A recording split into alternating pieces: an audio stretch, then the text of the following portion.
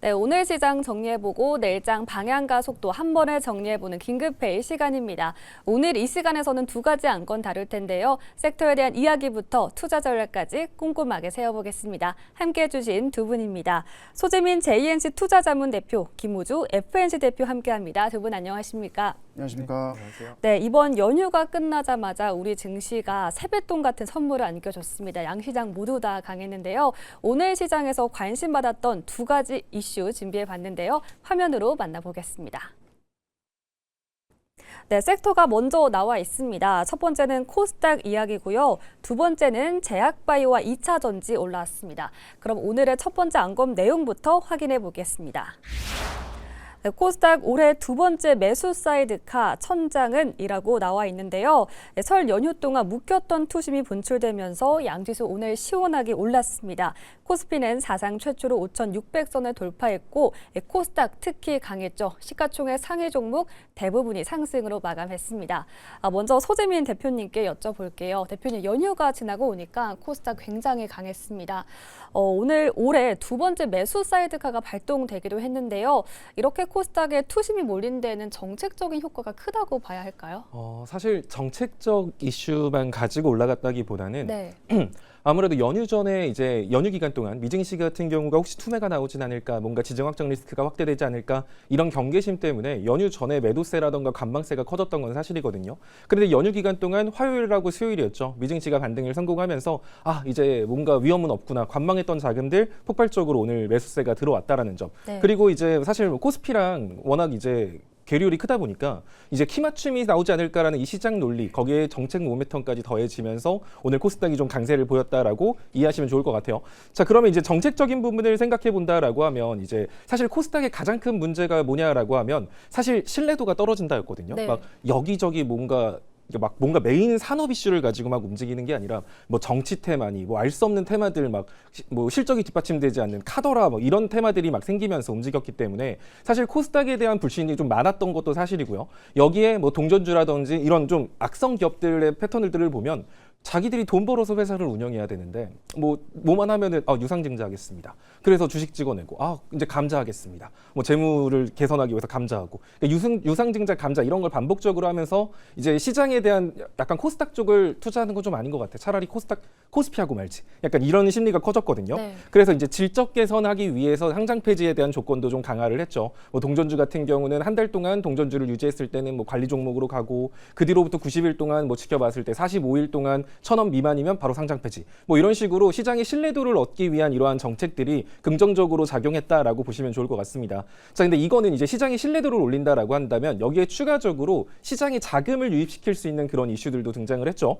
코스닥 벤처펀드 여기에 대한 소득 공제를 강화한다라고 했습니다. 뭐 이게 사실 이제 뭐 직장인분들 뭐 ISA, 뭐 IRP, 연금저축 뭐 이렇게 절세를 위해서 뭐 이런 것들 아마 여러분들 많이들 관심을 가지고 알고 계실 텐데 이 코스닥 벤처펀드 같은 경우도 이제 이런 것처럼 이제 이 소득공제를 원래는 그 평생 동안 3천만 원에 한해서 10% 그러니까 300만 원을 해줬는데 이제는 매년 200만 원 한도까지 그러니까 2천만 원 투자하면 200만 원까지 소득공제를 해준다. 이게 이제 예전에는 평생에 거쳐서 300만 원이었다면 이제는 매년 해준다라는 거거든요. 그렇다는 소리는 직장인들이 이제 ISA 계좌나 IRP, 뭐 연금저축 이런 거 가입하는 것처럼 약간 절세를 위해서라도 코스닥 벤처펀드에 가입을 하게 되게끔 이렇게 유도하는 정책이거든요. 그럼 결국 그러한 자금들이 어디로 가냐? 코스닥 시장으로 유입될 수 있겠죠. 그럼 이렇게 기관들의 투자가 좀 더 수월해진다라는 점, 코스닥 쪽으로 자금이 더 유입될 거라는 이러한 기대감들이 또 코스닥 지수 더 올라가지 않을까 이런 기대감을 심어준 거고요. 네. 이제 마지막으로 보면은 이제 연기금 같은 경우가 원래 성과지표를 계산을 할 때 코스피 100%만 가지고 했어요. 근데 이제는 코스닥 5% 넣어라. 약간 의무적인 건 아니지만 약간 강제성을 띠는 거거든요. 그럼 연기금 자금들이 코스닥 쪽으로 또 추가적으로 유입이 되겠네라는 걸 생각해 보면 코스피랑 키도 맞춰야 되지. 게다가 마땅한 악재도 없지. 코스닥 벤처펀드로 자금도 유입될 수 있지. 시장의 신뢰도도 많이 회복했지. 연기금까지도 이런 것들이 약간 앞으로는 코스피보다는 코스닥 쪽에 더 관심을 줘야겠다. 이렇게 투심을 좀 불태우면서 오늘 코스닥이 강세를 보인 게 아닌가라고 생각이 듭니다. 네, 코스닥 강세 배경에 대해서 자세하게 설명해 주셨습니다. 네, 정부 정책에 대한 기대감과 더불어서 이제 자금 유입에 대한 부분까지 짚어봤는데요. 이번에는 김우수 대표님께 여쭤보도록 할게요. ETF에 대한 관심도 뜨겁습니다. 최근에 또 액티브 ETF도 나온다라는 이야기도 있고 ETF에 투자하는 거 어떻게 보는지 좀 궁금한데요. 지수를 추종하는 거 어떻게 보십니까? 일단 결과를 결론적으로 일단 먼저 말씀을 드리면 ETF는 지금 현재 상태에서는 굉장히 좋은 선택지가 될 수 있을 걸로 일단 보여지고 있어요.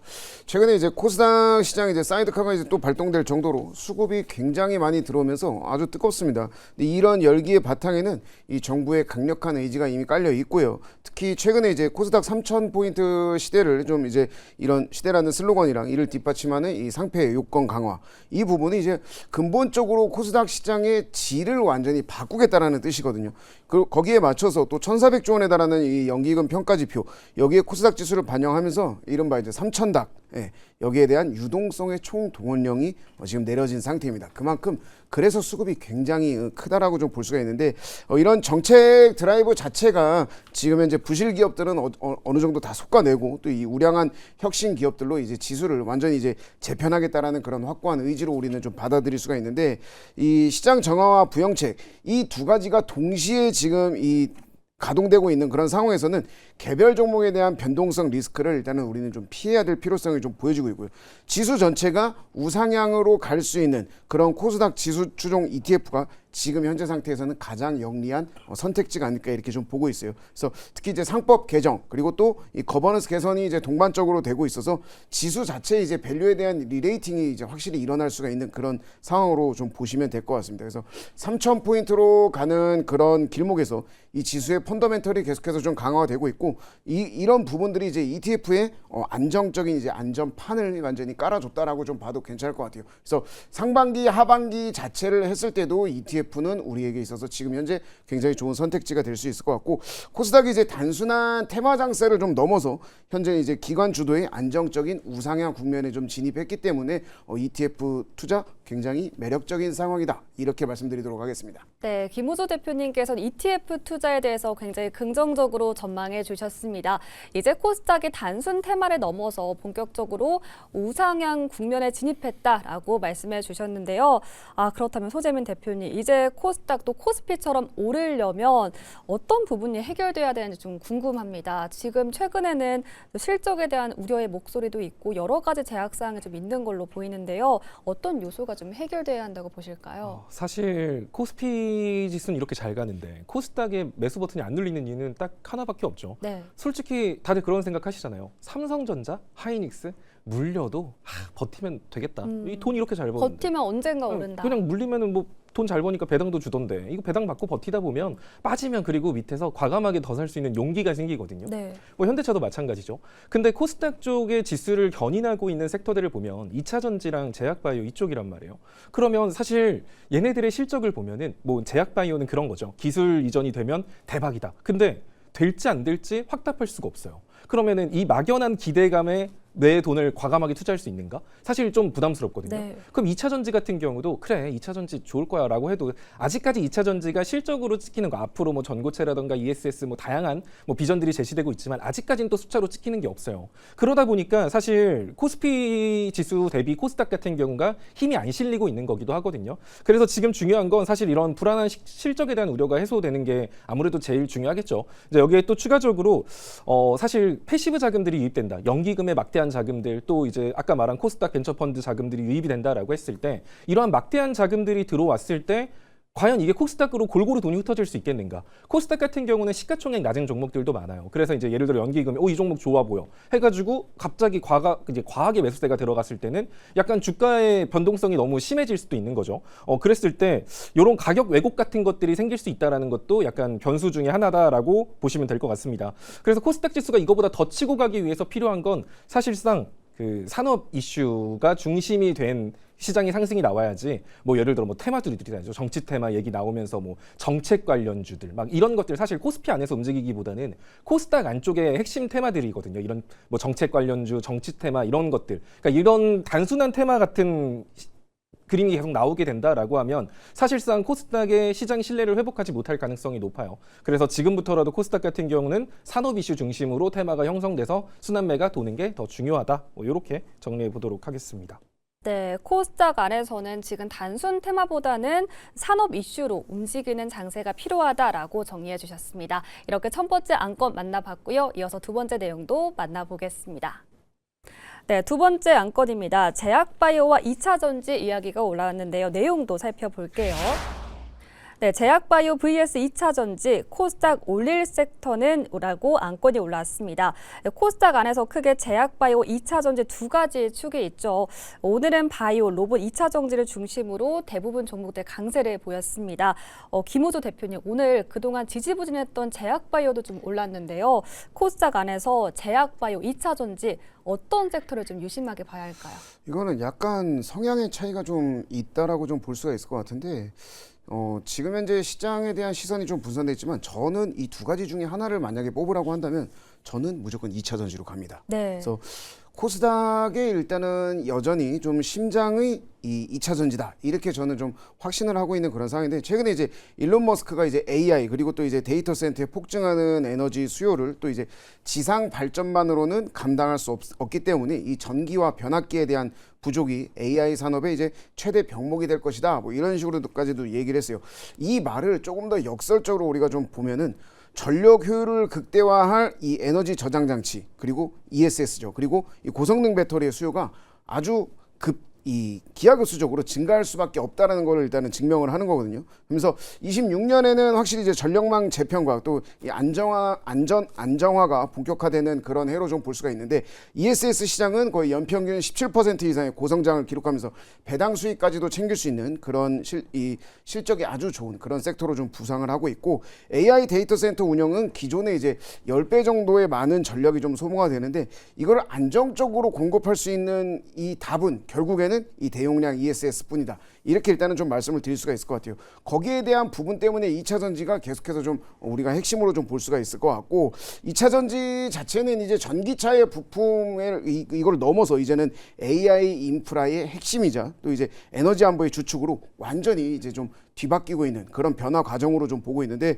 코스닥 지수의 상단을 뚫어낼 진정한 이 엔진 자체가 이제 저는 2차 전지라고 좀 보고 있고 그 중에서도 거의 이제 뭐 대장주들이 먼저 일단 올라갈 것이라고 일단 확신은 하고는 있습니다. 그래서 이 지능의 시대를 지탱하는 것은 결국에는 이 배터리라는 물리적인 에너지로 볼 수가 있는데 그렇기 때문에 결국 지금 현재 상태에서 코스닥 3000 지수까지 가는 데에 가장 핵심적인 부분을 담당할 것은 바로 2차 전지 쪽이 아닐까 이렇게 말씀드리도록 하겠습니다. 네, 코스닥 안에서도 2차 전지 섹터를 자세하게 짚어주셨습니다. 에너지 수요가 늘어날 수밖에 없기 때문에 2차 전지 상승이 지속될 것이다 라고 말씀해 주셨는데요.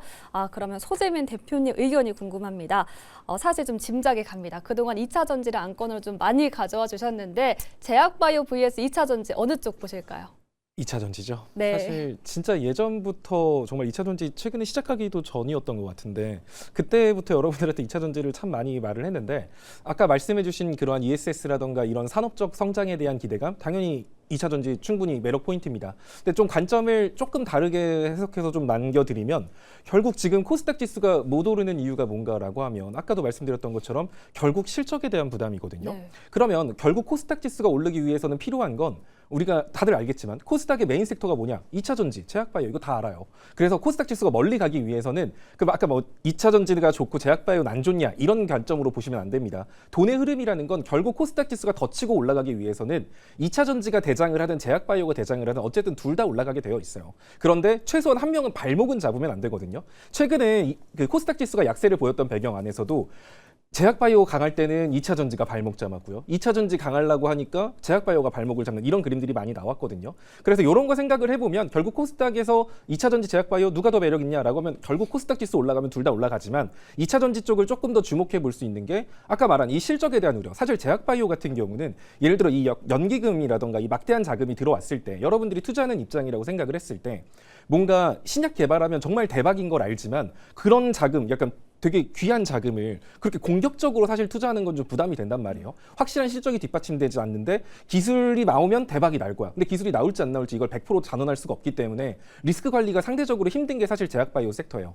대신에 터졌을 때는 정말 제약바이오 시원시원하게 잘 가죠. 근데 이런 관점에서 봤을 때 2차 전지 같은 경우는 실적 개선이 제약바이오보단 안정적으로 나올 수 있습니다. 따라서 뭔가 막대한 자금을 투자함에 있어서 제약바이오, 2차 전지 이 두 개 중에 뭔가 꼭 하나를 사야 된다라고 한다면 리스크 관리가 좀 더 용이한 건 2차 전지일 가능성이 높다라는 거죠. 게다가 이제 2차 전지 같은 경우는 지금 뭐 ESS뿐만이 아니라 앞으로 이제 파생될 수 있는 산업 분야가 굉장히 넓습니다.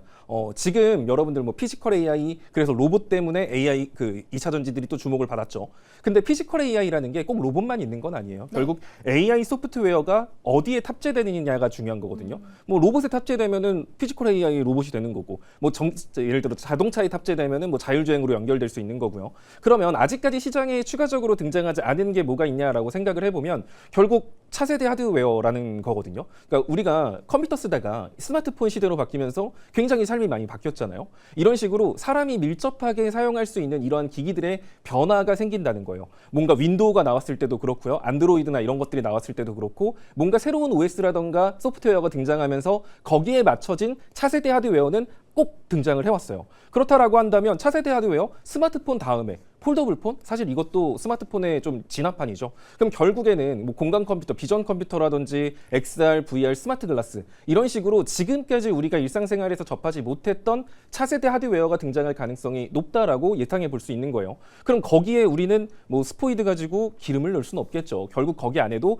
배터리는 탑재되게 될 거예요. 물론 전기차라던가 이런 것처럼 고용량 배터리로서 마진율이 엄청 높다 이런 건 아니겠지만 일상생활에 있는 것들 대부분이 이렇게 배터리가 들어가는 것들로 대체된다라고 했을 때 2차 전지의 실적 개선에 대한 기대감은 충분히 높다라는 거죠.